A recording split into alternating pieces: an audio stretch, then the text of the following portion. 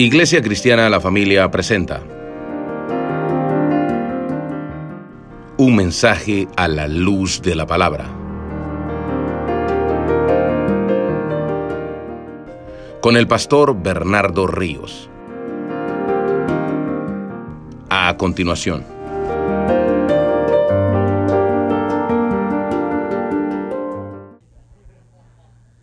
Vamos a ir a Hechos, hermanos, capítulo 4, versículo 32. Hechos, capítulo 4, versículo 32. Y vamos a estar en pie el día de hoy para leer las Escrituras y poder, hermanos, hablar la palabra del Señor en este hermoso domingo que el Señor nos ha regalado. Hechos capítulo 4, versículo 32. ¿Lo tenemos? Y la multitud de los que habían creído era de un solo corazón y un alma, y ninguno decía ser suyo propio nada de lo que poseía, sino que tenían todas las cosas en común. Vamos a orar. Señor, muchas gracias por este día. Muchas gracias por este hermoso privilegio y bendición que me concedes de poder estar aquí, delante de la congregación, para hablar tu palabra. Señor, hemos adorado, hemos cantado, Señor, con toda nuestra alma, con todo nuestro ser.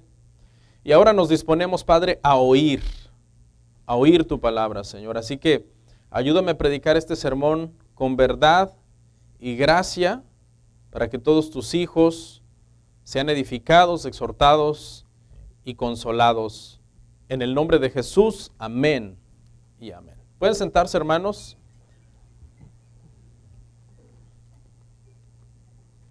Nuestro tema se titula el día de hoy, Cuando los cristianos pecan. Cuando los cristianos pecan.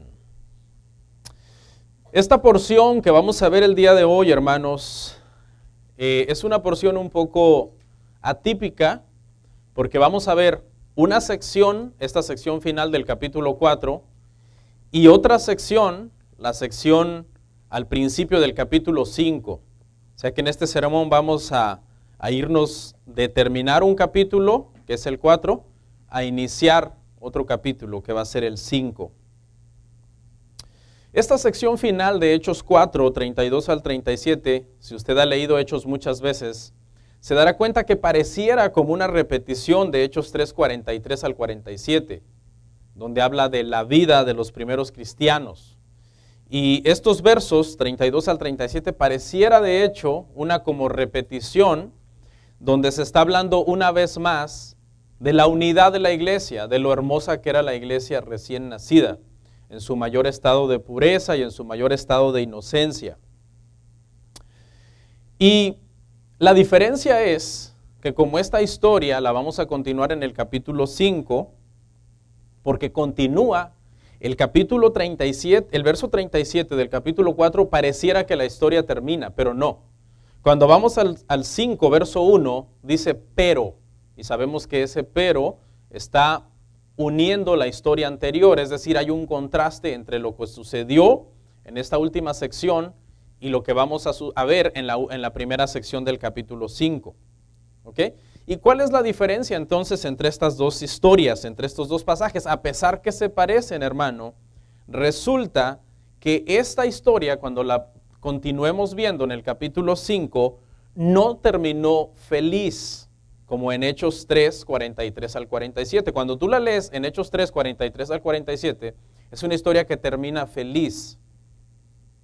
Pero cuando la leemos aquí y la terminamos de ver en Hechos 5, espero no estarlos enredando, ahí tiene usted su Biblia en mano, vaya comprobando lo que le estoy diciendo, esta historia termina triste. Es decir, se habla de la unidad de la iglesia y termina con una nota triste la historia. ¿Por qué? Porque unos hermanos de la iglesia, unos cristianos de la iglesia, cayeron en pecado, cometieron pecado. Y a causa de ese...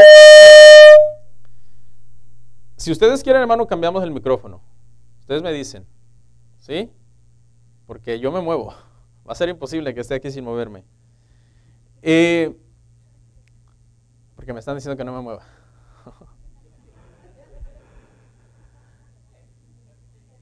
¿Cambiamos el micro?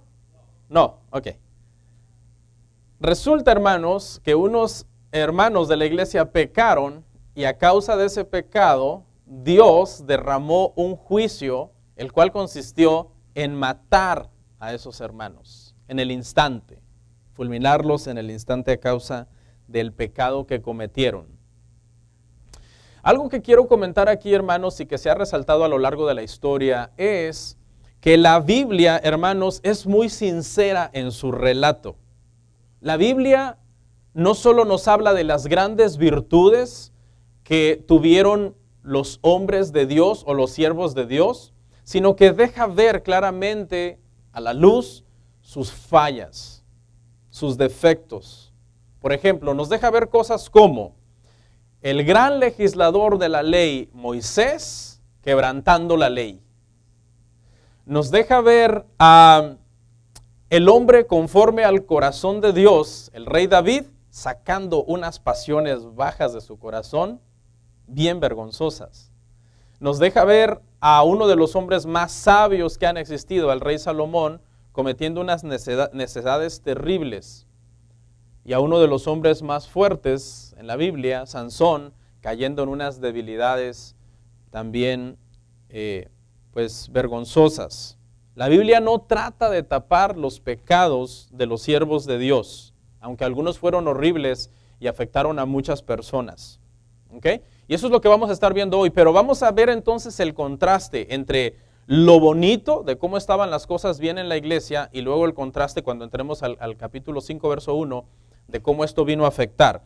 Y lo primero que vamos a ver entonces es, una vez más, analizar brevemente la unidad de la iglesia. Ese es el primer encabezado. La unidad de la iglesia, y vamos a leer Hechos 5, 32 al 33. Hechos, perdón, 4, hermanos. Hechos 4, 32 al 33. Y la multitud de los que habían creído era de un corazón y un alma, y ninguno decía ser suyo propio nada de lo que poseía, sino que tenía todas las cosas en común, y con gran poder los apóstoles daban testimonio de la resurrección del Señor Jesús, y abundante gracia era sobre todos ellos. Antes de que Lucas nos hable de lo horrible del pecado, de lo feo que es el pecado en la iglesia cometido por cristianos, primero quiere hacer un contraste entre lo hermosa que es la iglesia cuando no hay pecado en la iglesia. Cuando la iglesia, obviamente no que seamos perfectos, ¿no? Pero cuando no hay un pecado escandaloso como el que se levantó en esta situación. O sea, cuando la iglesia está en unidad, cuando la iglesia es de una sola mente, cuando la iglesia ama el evangelio, cuando la iglesia ama a Dios, cuando la iglesia ama a los hermanos, eso es hermoso. Y antes de que veamos la fealdad del pecado que viene a destruir la iglesia, primero entonces Lucas quiere hablar aquí, dice que eran de un solo corazón y que eran de una sola alma. Lección número 1 de este sermón. La iglesia más sana puede caer en pecado. Porque esta iglesia, ¿cómo era? De un solo corazón, de una sola alma, no decían ser nada de sí mismos, sino vendían y repartían entre todos los necesitados. Entonces la lección número 1 aquí, hermanos, es que inclusive la iglesia más sana puede ser que uno de sus miembros cometa pecado, hermanos. Eso ha sucedido desde el siglo I, desde que la iglesia nació.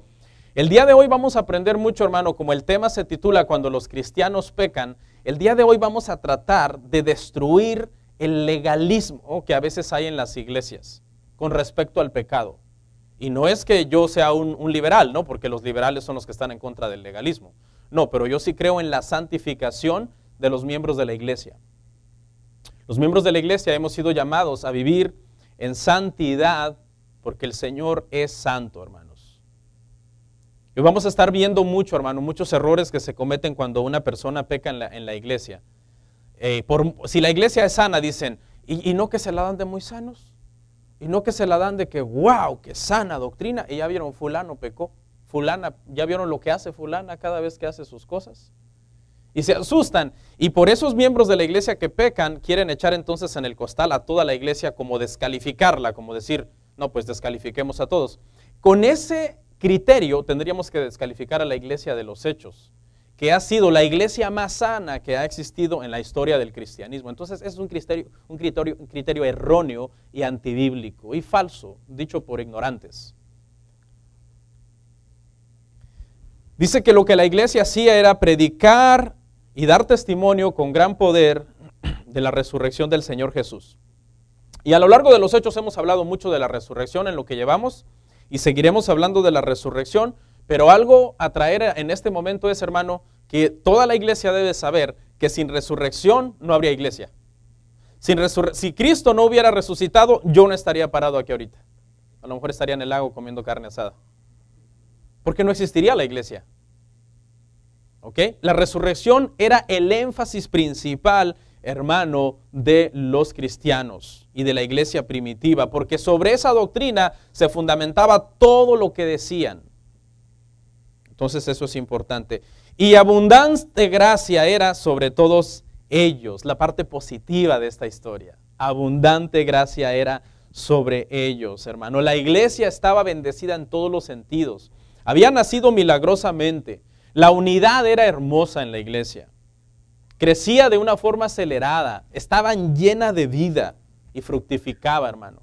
Cuando a lo largo de los Hechos podemos ver que de vez en cuando el autor hace un stop y dice, y la iglesia crecía y se multiplicaba. Y sigue contando la historia y dice, la iglesia crecía y se multiplicaba. Porque va avanzando desde Jerusalén hasta Roma. Eso es lo que hace el libro de los Hechos, contarnos los primeros 30 años de la historia cristiana en cómo el evangelio fue propagado desde un lugar muy pequeño, muy remoto en el mundo y fue abarcando hasta cubrir grandes extensiones de todo el imperio romano. Sin embargo, esta imagen de una iglesia casi perfecta es una imagen irreal, porque no hay iglesia perfecta. No existe la iglesia perfecta. Y si existe, y usted se va de aquí a buscarla, como dice el trillado refrán, al llegar usted ahí la va a arruinar, porque usted no es perfecto.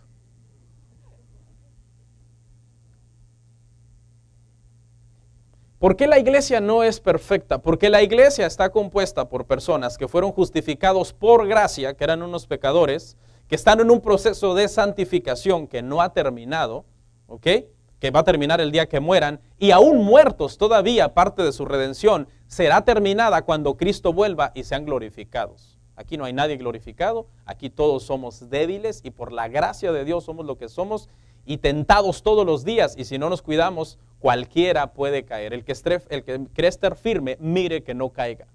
El llamado es a nosotros a estar vigilantes constantemente en contra de las tentaciones, de las acechanzas del diablo, que anda como león rugiente buscando a quien devorar.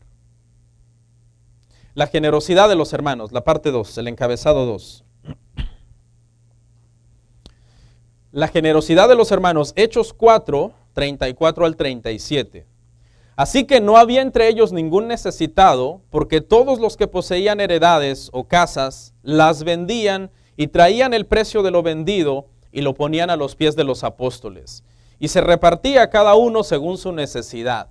Entonces José, a quien los apóstoles pusieron por sobrenombre Bernabé, que traducido es hijo de consolación, levita, natural de Chipre, como tenía una heredad, la vendió y trajo el precio y lo puso a los pies de los apóstoles.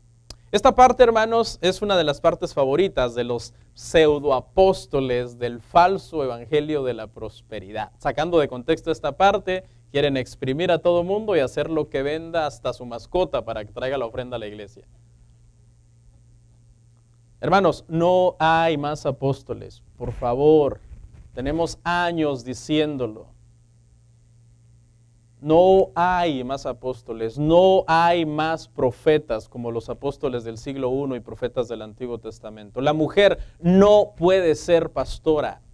Son cosas que hemos dicho 1000 veces y la gente sigue cometiendo los mismos errores, siguiendo a predicadores del falso evangelio de la prosperidad. Mira, hermanos, si después de tanta doctrina usted no entiende, busque una iglesia de apóstoles, profetas y pastoras y váyase.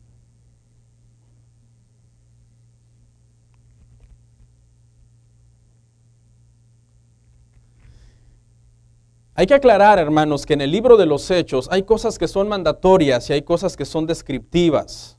Por ejemplo, las cosas mandatorias son cosas como el bautismo. Los cristianos se bautizaban y es mandatorio que nosotros nos bauticemos. Pero cosas descriptivas como que los hermanos en el siglo I vendían sus propiedades y traían lo vendido, el precio de lo vendido a los pies de los apóstoles, no es mandatorio, es descriptivo. Es decir, solamente se nos está contando algo que ellos hicieron, impulsados por su generosidad y por dirección obviamente del Señor, pero que no es mandatorio para todos los cristianos. La lección general aquí es la generosidad en sí. No el que se estaba obligando a los hermanos a vender sus casas. Aquellos que lo hicieron de corazón y les nació en su corazón hacerlo, pues se les permitió que lo hicieran. Y los apóstoles no rechazaron esas cosas que traían. Y se repartía entre los pobres, porque eso es algo que también tenemos que ver. No es que los apóstoles se hicieron ricos después de que se traía el precio de todo lo vendido. Los apóstoles no se hicieron ricos, los apóstoles siguieron pobres, aunque los hermanos de la iglesia en su generosidad traían mucha riqueza. ¿Y por qué seguían pobres los apóstoles? Porque se repartía a cada uno según su necesidad. De forma espontánea se daba, generosamente se daba. La gente que tenía, los más pudientes de la iglesia que tenía, porque había gente que era rica, que estaban en la iglesia, muchas mujeres ricas eran seguidoras de Jesús y con sus bienes financiaban el ministerio de Jesús. Y este Bernabé era un hombre rico. Y esos hermanos ricos que ayudaban a la iglesia y que daban a la iglesia, lo daban no para que los apóstoles se hicieran ricos, sino para que se ayudara a los pobres de la iglesia, a los misioneros, a las viudas, a los huérfanos, a los necesitados. ¿Sabe que estas personas que tenían necesidad aquí, alguien se preguntaría, ¿quiénes son estos que tenían necesidad? Hay quien dice que son los peregrinos que han venido a Pentecostés y en Pentecostés se convierten a Cristo y están recién convertidos en la iglesia, pasan a ser miembros de la iglesia primitiva y no quieren volver entonces a su tierra porque quieren estar junto a los apóstoles escuchando la doctrina, siendo formados en el cristianismo y entonces postergan su regreso a su tierra y en ese lapso de tiempo que están en Jerusalén, un tiempo que no habían planeado, sus recursos se terminan y están pasando necesidad. Están pasando una situación apretada financieramente hablando. Y entonces se les ayuda a todas estas personas que están pasando por esta situación y a los pobres. Entonces Bernabé, vendiendo una propiedad, trajo el precio y lo puso a los pies de los apóstoles. Este es un ejemplo puntual. Lucas, el autor de este libro, de los Hechos, está diciendo, vamos a comparar a Bernabé con Ananías y Zafira. Y al rato les voy a contar la historia de ellos. Pero primero quiero que vean la disposición de este hombre, la bondad de este hombre, que era un hombre que tenía los medios para poder apoyar a la iglesia. Creo que aquí hay dos cosas importantes que me gustaría aclarar, hermano. La primera es que todo parece indicar que los que vendían sus casas eran aquellos que tenían dos casas. ¿Por qué? ¿De dónde saco esto? Esto lo saco porque más adelante dice que se reunían en sus casas los hermanos, en el capítulo 12, la casa de María, mamá de Marcos. Entonces ella ¿por qué no vendió su casa? No, porque no todos estaban obligados a vender sus casas. Todo parece indicar que quienes vendían sus casas eran pudientes que tenían dos casas, o tres casas, o propiedades extras. Y cuando se convirtieron en su generosidad dijeron, ¿yo para qué quiero tres casas? Y los hermanos padeciendo necesidad. Y vendieron una casa o dos casas y se quedaron en una casa. Esa es la primera cosa que quiero aquí aclarar, hermano. La segunda cosa es que las vendieron voluntariamente. No fue sugerencia de Pedro o de Juan, oye, tú que tienes tres casas, vende dos y dalas para la iglesia. No, porque nunca trabajaron de esa manera tratando de manipular a las personas. Yo aborrezco el falso evangelio de la prosperidad, hermano. Lo odio y me he ganado muchos enemigos por eso, porque aquí dentro de esta iglesia hay seguidores de esos predicadores. Y me odian a mí en lugar de odiar el falso evangelio que ellos predican.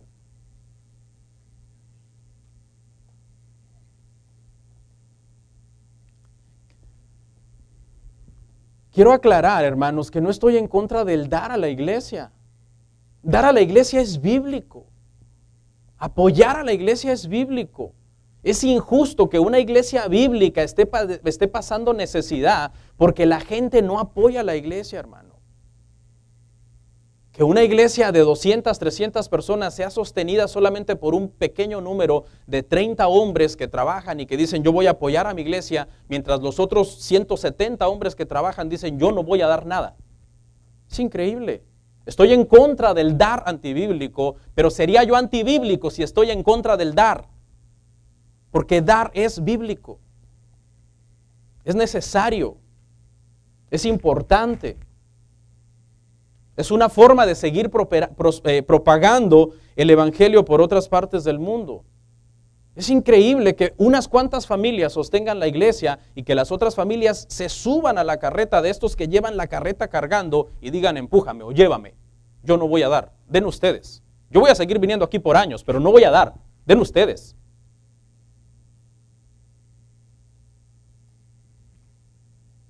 Y digo esto con pasión, hermano, ¿sabe por qué?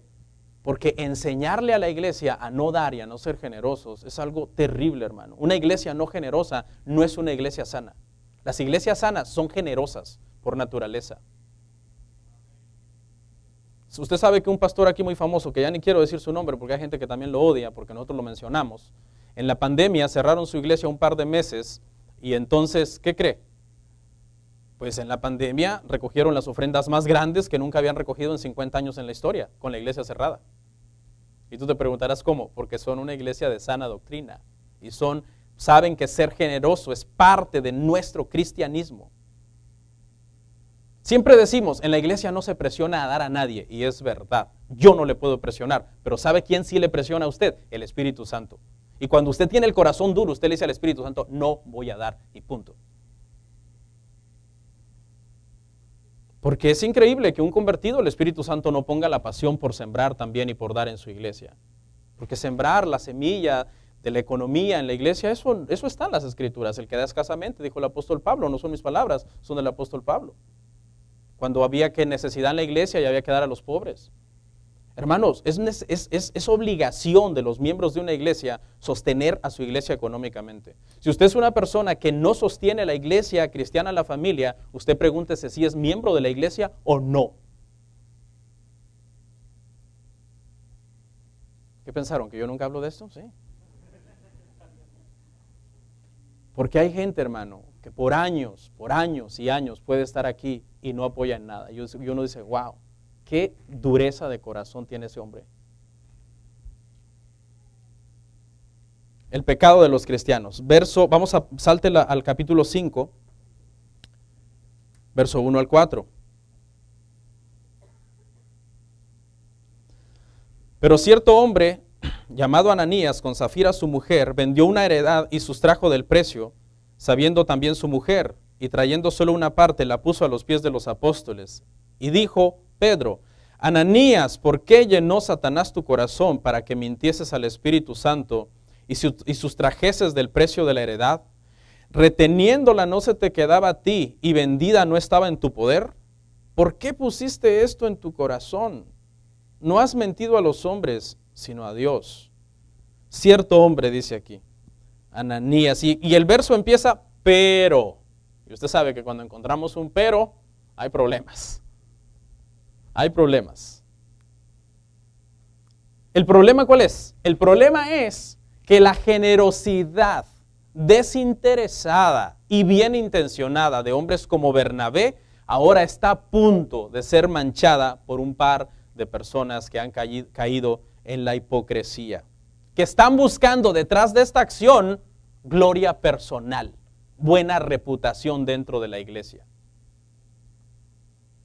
Este matrimonio dice que vendió una propiedad y se hicieron cómplices para sustraer dinero de lo vendido. Qué triste es que un matrimonio se haga cómplice el uno del otro, hermano, para hacer lo malo.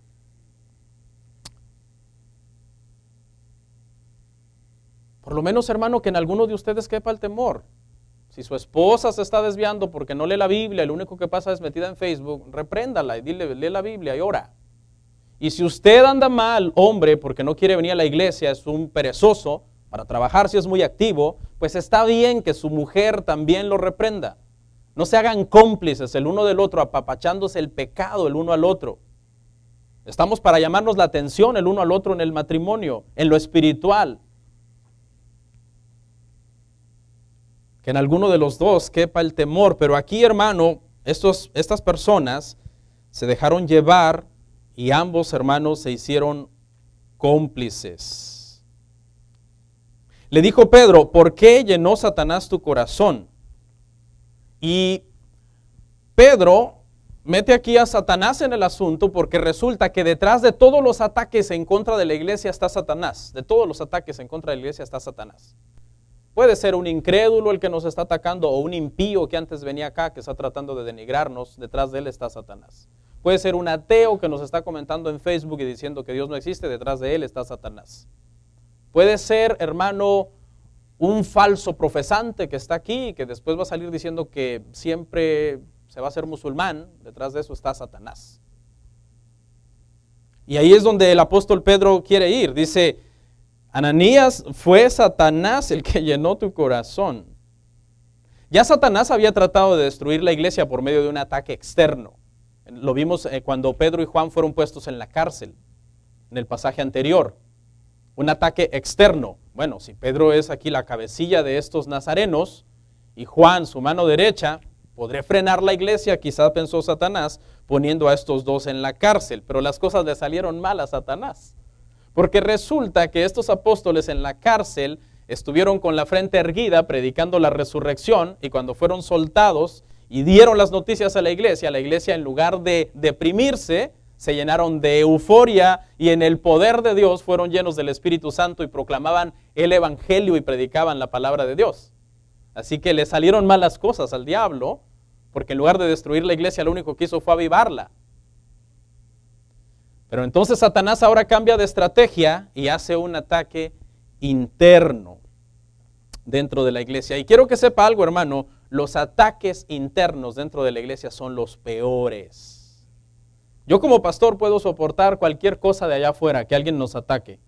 Pero cuando uno de ustedes peca en un pecado, de esos pecados, hermano, fuertes, que traen vergüenza a la iglesia y que nos toca llegar a cosas extremas, eso me duele más como pastor.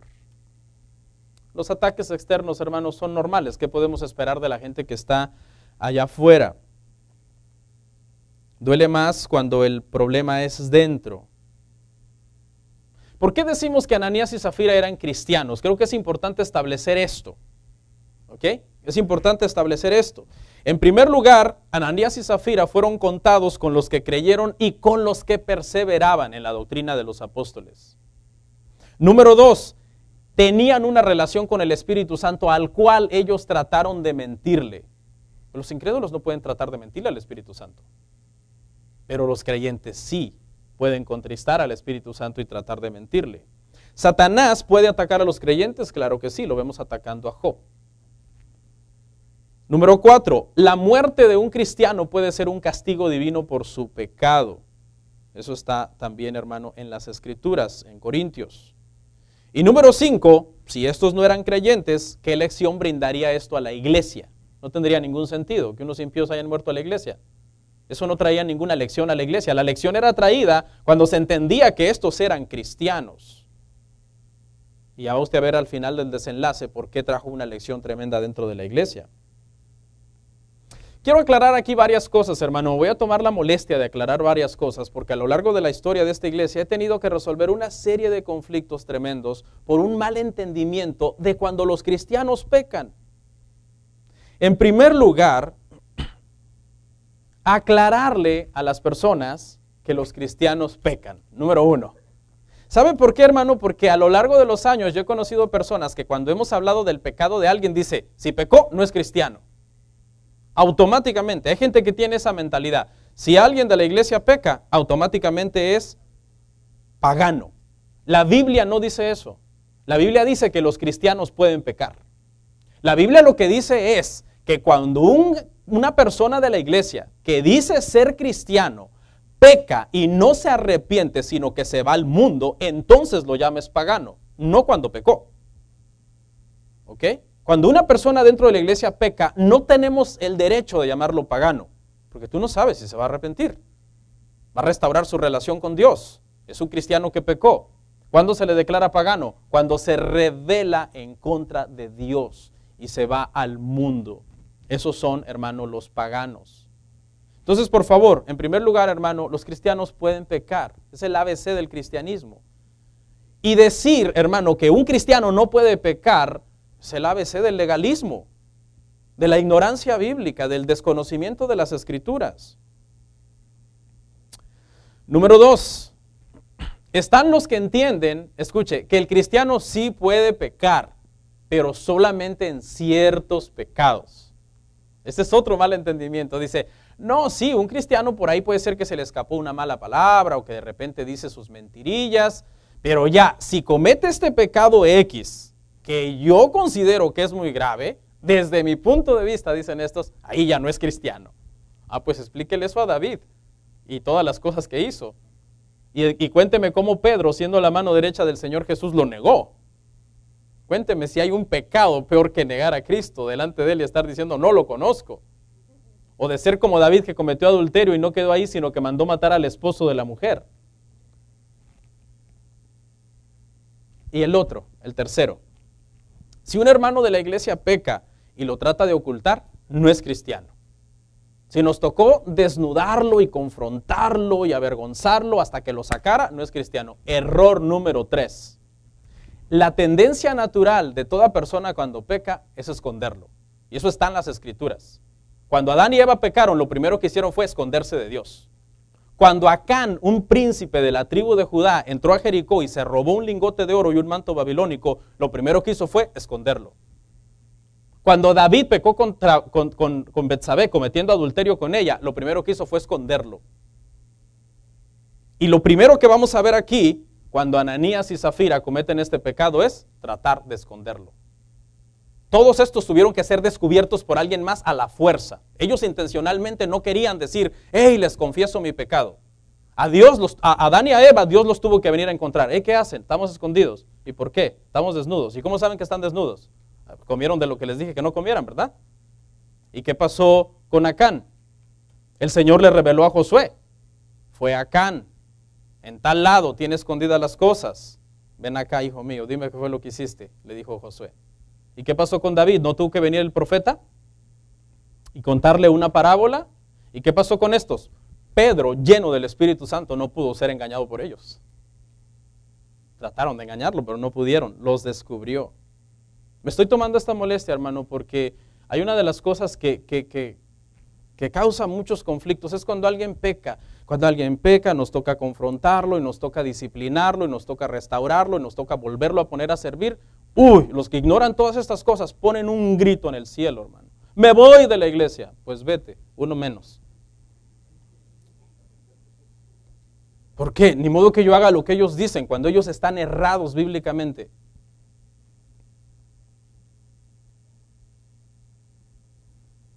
Una pregunta interesante es, si eran cristianos, ¿por qué Satanás llenó su corazón? Aquí lo que quiere decir es que fueron tentados y que estas personas se pusieron a entretener la tentación. Hay tantas cosas que me gustaría hablar de la tentación ahorita, pero no tengo tiempo.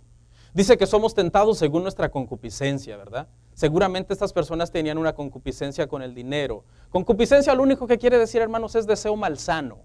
Ellos tenían conflictos con el tema de las finanzas, como que les costaba el dinero, eran muy seguidores del dinero, a pesar que eran cristianos. Aquí hay varios también.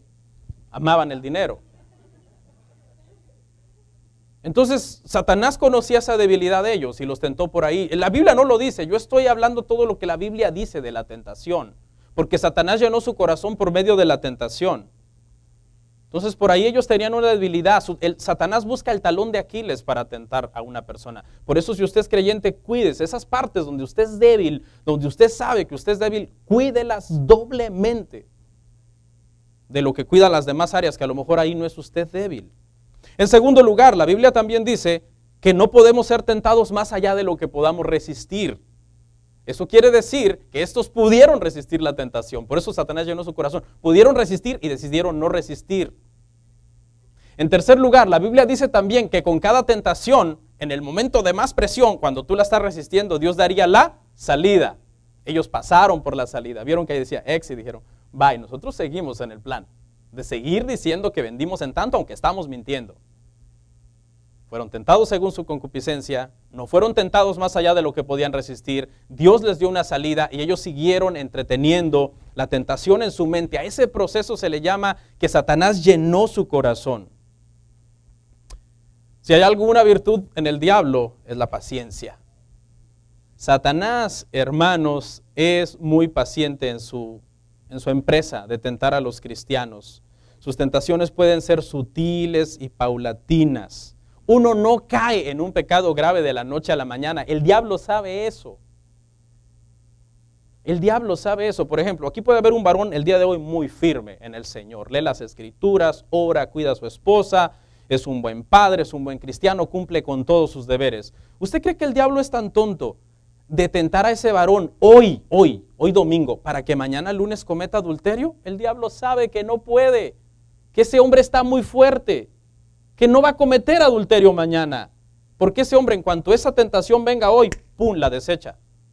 El diablo dice, sí, yo no puedo hacer que cometas adulterio mañana, porque estás muy fuerte, lo reconozco, pero sí puedo hacer que cometas adulterio en unos 3 años, a partir de hoy, en unos 5 años. Así que yo voy a trabajar tranquilo, te voy a ir poniendo semillitas en la mente, cositas, tentaciones, videos inapropiados, mujeres buscándote, personas provocándote, personas vistiéndose de forma provocativa delante de ti, o mujeres siendo demasiado amables contigo para que quizás tú malinterpretes su amabilidad.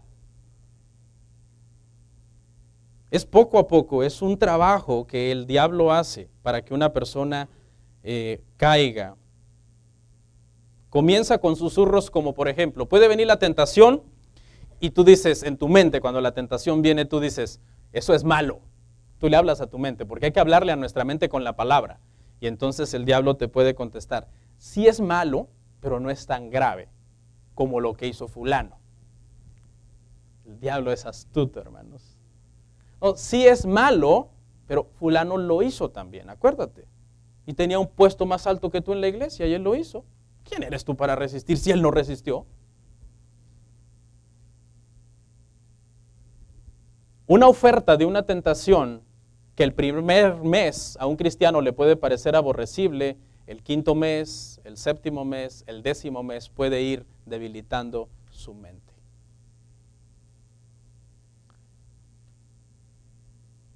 ¿Cuál fue el pecado de estos hermanos, hermano? Dice, si no la querías vender, no la hubieras vendido. Dice Pedro, estoy parafraseando a Pedro, si no la querías vender, no la hubieras vendido, y si la querías vender y quedarte todo el dinero, pudiste haber hecho eso también.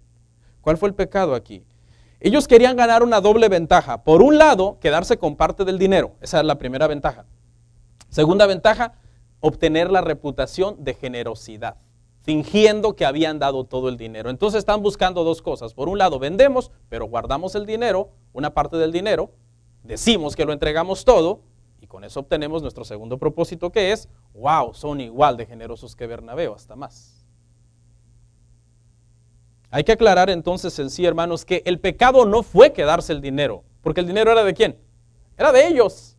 El pecado no fue quedarse el dinero. El pecado fue mentir diciendo que no se habían quedado ninguna parte del dinero. Eso fue el pecado. Y le dice Pedro, no has mentido a los hombres, sino a Dios. Porque obviamente, hermanos, si hay algo que Dios aborrece el fingimiento. Y están tratando aquí de engañar a Dios, pero Dios no puede ser burlado. Y ya me imagino a Ananías, cuando Ananías es confrontado por Pedro, su esposa todavía no está ahí presente. Cuando Pedro llama a Ananías, ya imagino a Ananías, ahí viene el elogio. Ahorita nos va a elogiar el apóstol Pedro, porque dimos bastante, vendimos una propiedad y dimos. Pero Pedro está lleno del Espíritu Santo y no le pueden mentir, no lo pueden engañar. Y lo que viene más bien es la reprensión sobre la mentira que están tratando de hacer. Rapidito quiero comentar algo teológico dentro de este sermón, rapidito. Este es un pasaje clásico, hermano, que se usa para hablar de que el Espíritu Santo es Dios también. ¿Por qué? Porque en el verso 13 dice que le mintieron al Espíritu Santo y en el verso 4 dice que le mintieron a Dios. Esto implica dos cosas. Número uno, que el Espíritu Santo es una persona, no una fuerza, porque a una fuerza no le puedes tratar de mentir, pero a una persona sí. Y número dos, que si se está usando intercambiadamente esto para decir que se le mintió al Espíritu Santo, se le mintió a Dios, se está diciendo que esta persona es deidad, es Dios. Y ahora vamos a entrar al cuarto encabezado, o no sé cuál sigue, creo que es el tercero, el juicio de Dios sobre el pecado. El juicio de Dios sobre el pecado. Vamos a leer, hermanos, Hechos, capítulo 5, versos 5 al 10. Al oír Ananías estas palabras, cayó y expiró, y vino un gran temor sobre todos los que oyeron. Y levantándose los jóvenes, lo envolvieron, y sacándolo, lo sepultaron. Pasado un lapso como de 3 horas, sucedió que entró su mujer, no sabiendo lo que había acontecido. Entonces Pedro le dijo, dime, ¿vendisteis en tanto la heredad? Y ella dijo, sí, en tanto. Y Pedro le dijo, ¿por qué convinisteis en tentar al Espíritu del Señor? He aquí a la puerta los pies de los que han sepultado a tu marido, y te sacarán a ti. Al instante ella cayó a los pies de él y expiró. Y cuando entraron los jóvenes, la hallaron muerta y la sacaron y la sepultaron junto con su marido. Hermano, esta parte es una parte difícil de entender, porque estos hermanos ya dijimos que eran cristianos. Dejamos eso establecido con las Escrituras, hermano. Eran cristianos. Y resulta que el Señor trajo un juicio divino sobre ellos inmediato y murieron de forma fulminante. Dice que al oír estas palabras, el primero, que fue Ananías, el primero que vino a hablar con Pedro, cayó y expiró. Dios toma, hermano, una medida urgente y rápida. Es decir, la iglesia está en su estado más puro, de más alta inocencia, y tenemos que extirpar este primer brote de pecado de una forma ejemplar y rápida y tajante. Todo parece indicar que fue un infarto, ¿no? Si le preguntáramos a un doctor, porque cayó a los pies de Pedro, cayó muerto en el momento en que Pedro le dijo, has tratado de mentir a Dios. Recibió una disciplina inmediata. Parte de la disciplina de un pecador, de un hermano, puede ser la muerte también. 1 Corintios 11:30. Y luego, hermano, pasado un tiempo vino su esposa, vino su mujer, la cual estuvo maquinando con él este plan, la cual fue cómplice en lugar de ser una ayuda idónea, y en lugar de él ser un hombre también, un buen líder espiritual que guiaba a su esposa hacia las cosas de Dios. Vino esta mujer, hermanos, y resulta que esta es una oportunidad que ella tiene para arrepentirse. Ella tiene una oportunidad para arrepentirse. Ella pudo haber meditado y haber dicho en su corazón, estuvo mal, a pesar de que yo amo y respeto mucho a mi esposo, me va a tocar ir contra él y decirle la verdad al apóstol Pedro, que le estamos mintiendo. Hasta este punto ella no sabe que Pedro ya está hasta sepultado. Perdón, Ananías. Ya estoy como aquel que dijo que el que estaba mal no era Simón el mago, sino Pedro, cambiando los nombres al revés. Ella pudo haber dicho la verdad y pudo haber salvado la vida, pero siguió fiel a la mentira y murió, hermanos, igual que su esposo. Dice, Zafira expiró, al igual que Ananías, y unos jóvenes los enterraron a los dos. Ya tenemos trabajo para los jóvenes, ¿no? Porque aquí dice que unos jóvenes los enterraron. Entonces, hermanos, de hoy en adelante, cuando un hermano ya el Señor lo llame a su presencia, vamos a hacer hoyos en la tierra, pala y pico. Y aquí es donde, hermanos, viene la lección final, y ese es nuestro último encabezado, y con eso vamos, hermanos, a terminar. La lección para la iglesia, Hechos 5:11, el último verso. Hechos 5:11. Dice, y vino gran temor sobre toda la iglesia y sobre todos los que oyeron estas cosas. ¿Sí? La lección, hermano, que da el Señor, lo que trató de ilustrar fue la gravedad del pecado en la iglesia. El Señor trata de ilustrar con este juicio. Dios les dice, así de grave es el pecado dentro de la iglesia. Es tan grave que puede causar la muerte. Seguro muchos en la iglesia, esto lo que generó en la iglesia fue que, dice, hermano, que estaban todos con temor sobre estas cosas que habían sucedido. Se comenzaron entonces a autoexaminar los hermanos, a decir, si este matrimonio, por haber tratado de mentir a Dios, fueron ejecutados en el acto por Dios mismo, entonces es tiempo que yo examine mi vida. Es tiempo que yo vea si estoy caminando de una forma íntegra, no sea que yo sea el próximo que caiga ahí a los pies del apóstol Pedro. Ya los jóvenes con pala en mano, como diciendo, ¿quién sigue?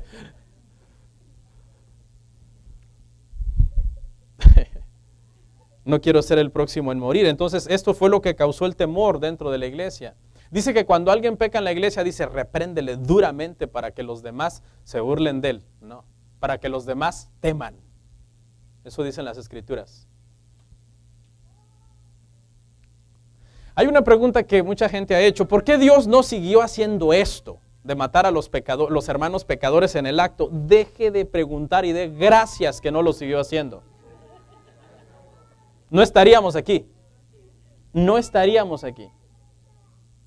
Dios tomó una medida disciplinaria ejemplar al principio, tratando de evitar que la corrupción fuera rápida, y no lo siguió haciendo. Fue como cuando mandó el diluvio, ¿no? Mandó el diluvio, arrasó toda la tierra y dijo el Señor, no, ya no, dijo el Señor. Porque si no, 100 años después hubiera tenido que mandar otro diluvio, y en esta sí tenía que matar a David, a Noé.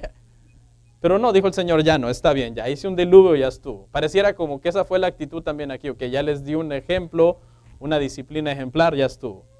Pero eso sí, podemos entender que retrasó la corrupción de pecado dentro de la iglesia. Pero para responder la pregunta, la respuesta es que Dios quiso entonces hacer esto, dar una lección ejemplar. Conclusión. La Biblia, hermano, es muy honrada en lo que nos habla. No omite los detalles de los pecados de los cristianos y su religión. La Biblia no está interesada como en hacerle un Photoshop a nuestra vida y a nuestra iglesia, como diciendo, no, esto si lo pongo tal y como son los cristianos y las iglesias, ninguno de los incrédulos va a querer venir a la iglesia, porque si un incrédulo viene, y comienza a leer aquí y dice, y esto hacían los cristianos, Ananías y Zafira, no, ya no vengo a la iglesia. La Biblia no quiere hacer ver a los cristianos como algo que no son. Somos humanos, redimidos, hermano, por la gracia del Señor. La Biblia no quiere presentar un cuadro, hermanos, idealizado de personas que solo pueden ser lo que son por la gracia de Dios. Y que todavía pueden pecar y fallar miserablemente mientras están vivos. Y que si no fuera, hermano, por el amor que el Padre nos tiene en Cristo Jesús, estaríamos perdidos. Oramos.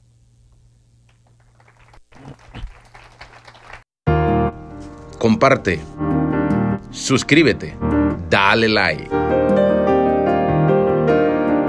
Gracias por tu sintonía. Hasta la próxima. Bendiciones.